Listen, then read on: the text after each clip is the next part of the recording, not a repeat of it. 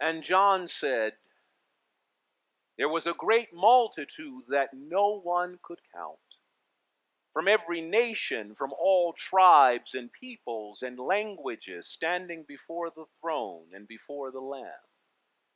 They cried out in a loud voice, saying, salvation belongs to our God, who is seated on the throne, and to the Lamb. Will you pray with me? Wonderful, loving, merciful God, thank you for being with us this day. Thank you for this worship celebration. Thank you for ministering to us through the music. And now take this word and minister to your people through it. Move me out of the way, less of me, more of you. Reveal yourself in all the ways that your people can hear, that we may be transformed and become your people for the world. In your many names we pray. Amen. If you don't know it, when you preach from Revelation, people wonder if you are crazy or just stupid.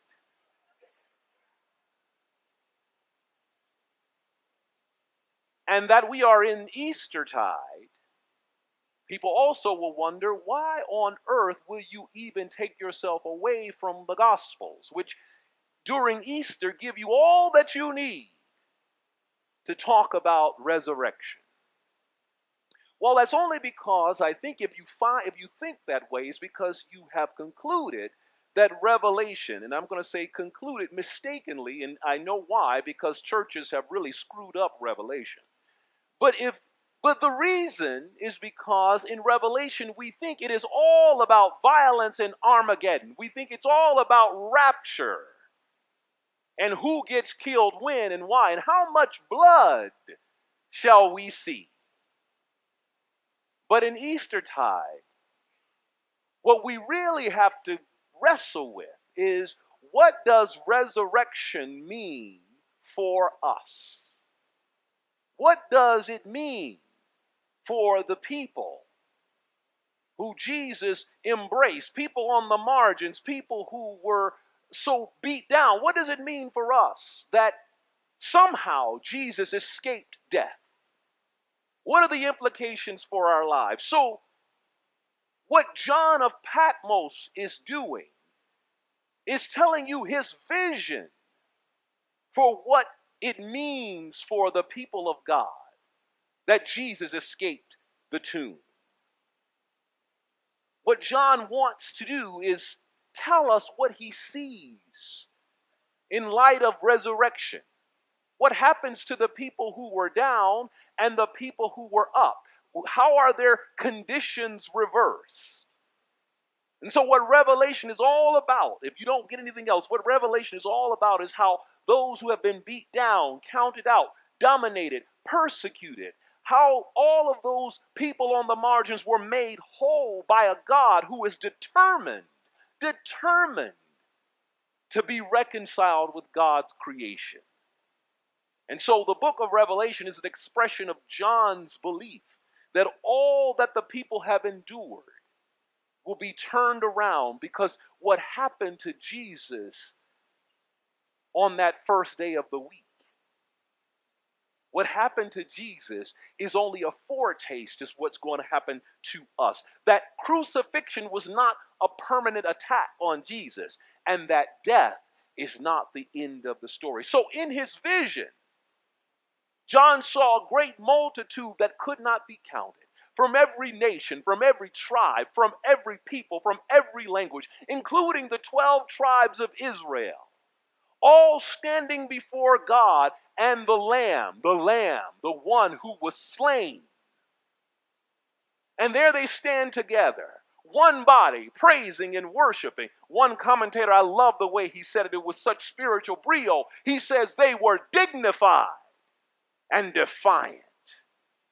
Oh, these were people who were giving God God's due, giving God blessing and glory and wisdom and thanksgiving and honor and power and might, saying, it's not Caesar, it's not Rome, it's God. And the sign of their presence before God was that there were no more tears.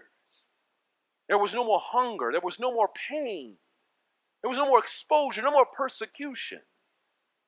And so what we need to know is that Revelation is a vision less of how bloody the battle is going to get. There is no discussion of an antichrist. There is no real miring and Armageddon and rapture. No. What this is about is what happens to God's people.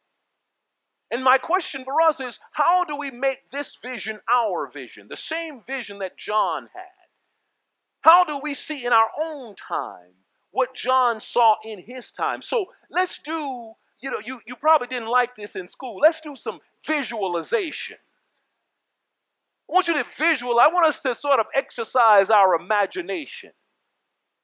God gave it to us, so let's do it.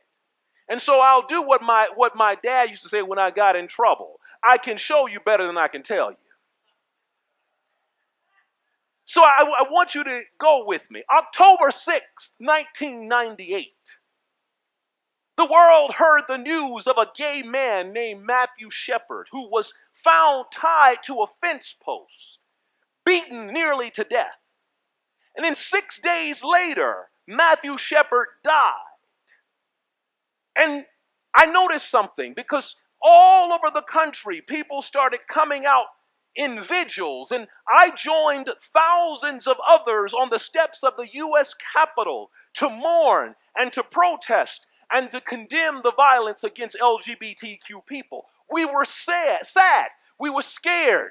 We didn't know what it meant, but we knew we had to be there. We had to stand up. We had to say no more to the violence and to the bullying. And I remember we were dignified and defiant. And if someone had the presence of mind to ask, who are these? Where do they come from? Then they might have heard someone say, these are they who have come out of the great ordeal. These are they who will no longer allow you to beat them up. These are they who are coming out of their silences and their closets to stand up for themselves and say, we are God's people and you can't beat us down.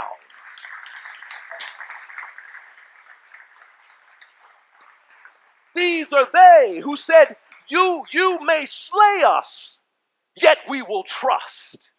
Death is not the end of the story for us as a people. In May 2013, I turned on my television and I saw news coverage of thousands of people gathered at the Minnesota State Capitol. And you may have been there with them. When the governor signed legislation legalizing same-sex marriage, I saw all those people celebrating with shouts and tears of victory. It had been a long journey. They had talked to neighbors and friends and family, and they had reached the promise. And they were celebrating the start of a new beginning. And if someone had the presence of mind to ask, who are these? Where did they come from? Oh, they might have heard the answer, that these are they who've come out of the great ordeal. And they stand right there now, dignified and defiant, saying that who we love is celebrated not by just us, but by the law and government. We made it. We made it. Oh, this past Tuesday, I went up to the state capitol to speak in opposition to one of those bathroom surveillance bills that were going to condemn our transgender siblings, saying that you can't use the restroom that corresponds with your gender identity and expression. And I was worried. I said, oh my God, I know how these people think. These other people, these people who are doing this are going to flood the Capitol, and they're going to drown out the voices of justice. And we won't be able to stand in the room because they'll be yelling at us, insulting us, lying on us, scapegoating us. And I said, I don't know what we're going to do. But then I got into the room, and then I noticed something, that the transgender Minnesotans and their families, friends, and allies outnumbered the enemies. They were dignified and defiant. And I was simply waiting for one of the legislators to ask, who are these? Where did they come from? Because if they had asked me, I would have said, these are they who have come out of the great ordeal. They are not afraid of you anymore. They're standing up and telling you who they are, God's great people made in the image of God, just as they are. Oh, you don't have to worry. You don't have to worry about them because they're going to tell the truth. They're going to tell their truth, that they know who they are. And nothing you say and nothing you do will stop them. Oh, that's because though you slay them, yet they will trust. And they'll keep coming back. Oh, I don't think you all hear me what I'm talking about. Well, let me tell you now. Let me tell you again. So we come here every Sunday. We praise and worship. We celebrate. We sing songs. We clap our hands and we say, here we are. We've come here. We love God. We love each other. We're a community. And I dare any one of you, if you're new here, to ask me, who are these people? Where did they come from? And I will tell you right away, these are they who have come out of the great ordeal. They've overcome addiction. They've overcome depression. They've overcome rejection. They've overcome everything that's been done to them. And they're here right now.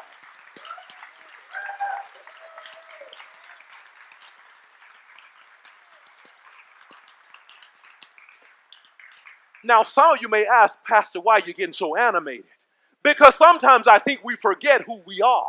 Sometimes I think that we look at resurrection as only an Easter Day celebration. But resurrection is every day. We are a resurrection people. We are an Easter people. We keep showing up. And so if anybody asks, who are these people? We say, we are the ones. We are the ones.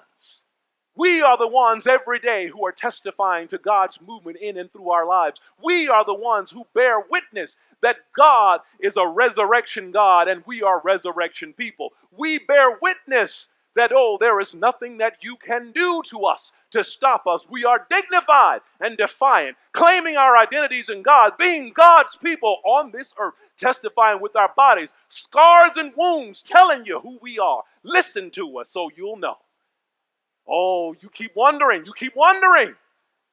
I'm animated because resurrection doesn't just stay there.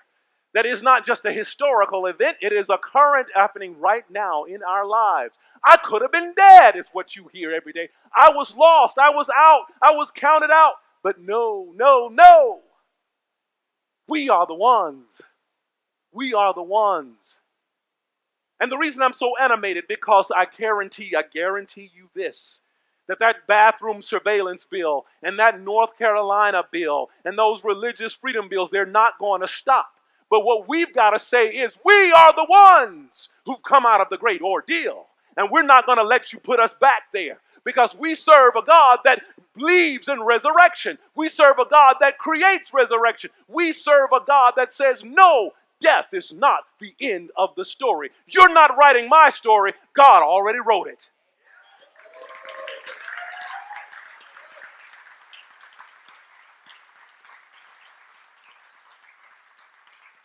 So let them keep trying. Let them keep trying. Let them keep trying. Because we serve a God that has already won the victory. Let them keep trying. Let them keep trying because we'll tell them over and over again, we are the ones. We've come out of a great ordeal and you're not going to take us back there. And you know what? We don't have to wait to some future time, some other world. No. We know the experience of community right here and right now. We know the experience of being protected. Oh, the psalmist said it better than I can say it. He prepared a table in the presence of our enemies. God is my shepherd. God is my shepherd. Already done it. And so the reason I'm preaching from Revelations, the reason I'm being crazy and telling you about a revelation, people, is because I want you to know that we don't have to sit there in the gospel and wait at the tomb because we already know what happened. We are a resurrection people, Easter people, alive, standing before the world, bearing witness with our scars and wounds, telling them we are the ones who've come out of the great ordeal. And now we are worshiping and celebrating God because God has already given us the victory. Amen.